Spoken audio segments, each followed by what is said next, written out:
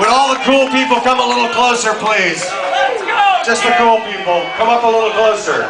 There you go. Just the cool people. That's it. That's it.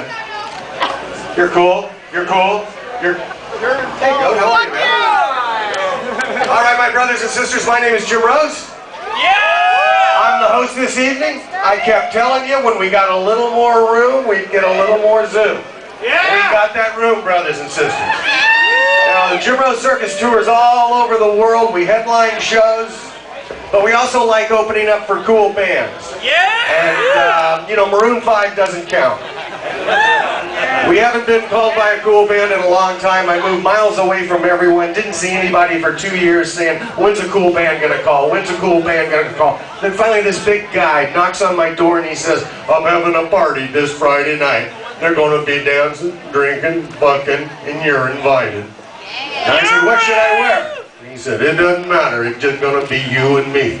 Now, that's my favorite party joke. That's what tonight is. It's a fusion of theater, party, and great music. You were all invited. Thank you for coming. Give yourselves a big hand. It's also maybe the oldest joke I ever heard in my fucking life. I thought somebody would scream the punchline out ahead of time. So I'm going to give you an easier one. Why do dogs lick their dicks? Because they can.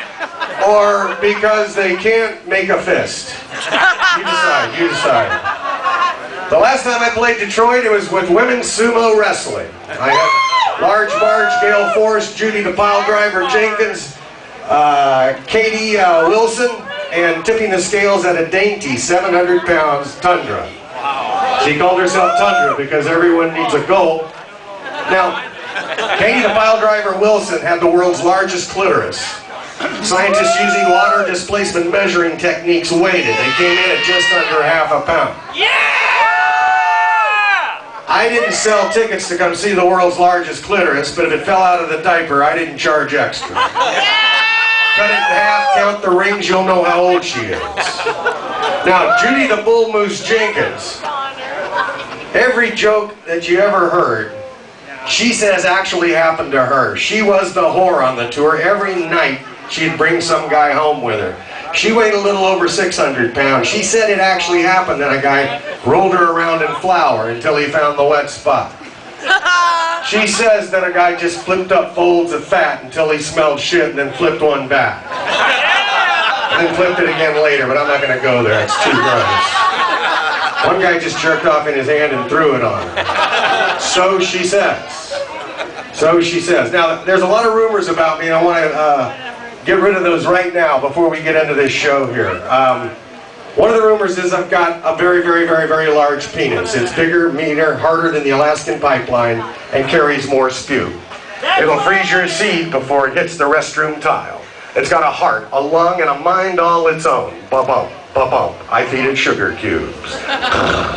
It's like a baby's arm holding an apple. Harder than Chinese arithmetic. A cat could not scratch it. You could jack up your car or strike a match on it. My dick's so big, it's got an elbow. Seat 6. Snow on top during the summer. Only NASA's seen the tip. I have to fucking text it down. My friends, my dick's so big, it's got a dick, and that dick's bigger than your dick. Batting .340 in the minors till it injured its knee. Alright, it's not true. I got the world's smallest penis. When it comes to penis, I take after my mother.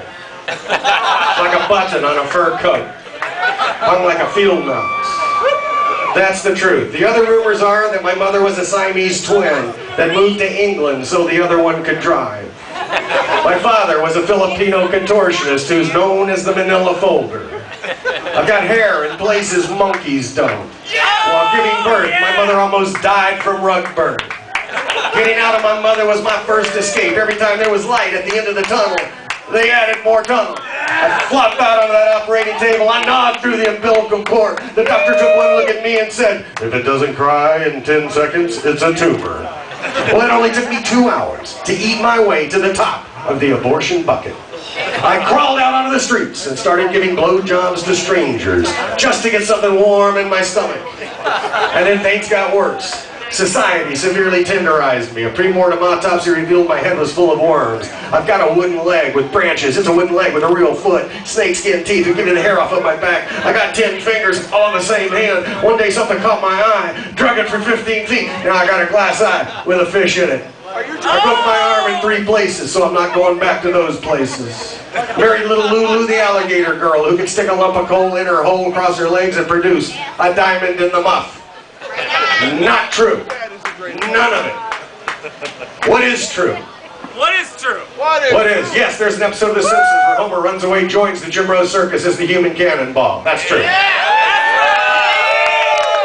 Yes, I'm Simon on SSX Tricky and a bunch of those EA Sports games. That's true.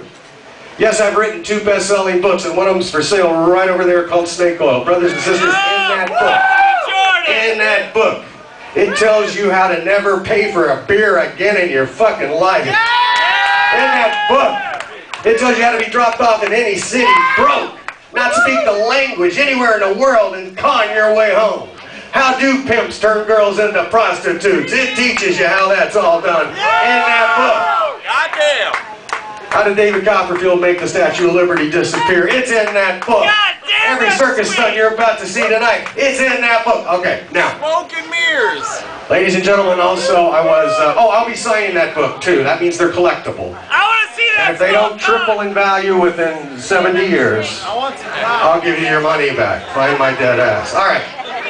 I'm also Dr. Blockhead, or was, on the X-Files, and tonight, rather than just demonstrate the human blockhead, I'd like to explain to you all how it's done. I want the legend to be you can't go to a party in Detroit without a human blockhead showing up. First you take a spoon, you don't shove it up your nose, you shove it straight into your face. Where there is no brain, there is no pain. I was born with a silver spoon in my nose. Imagine what the doctors thought. Hey look, I can get cable. Now, all you need to know, brothers and sisters, is this. There's 2 nasal passages, one that goes up, one that goes straight into a hollow spot in the head.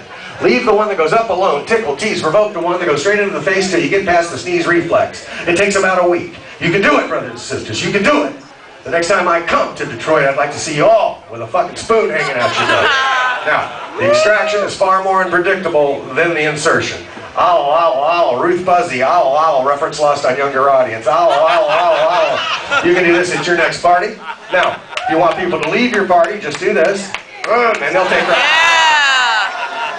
You're looking at me like I killed the Lindbergh kid.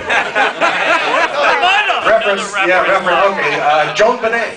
Oh, too soon, too soon. Don't be a motherfucker. Oh, Jesus, it's getting rough out there. You don't like it, keep your mother off the streets. Hey, the kid is to love. Next time you see her, tell her Jim Rose says, shave your back. All right. The kid is to love. The kid is... I can't be your father. I didn't have change for $1 that night. Anyway. Whoa. All right. Enough of that.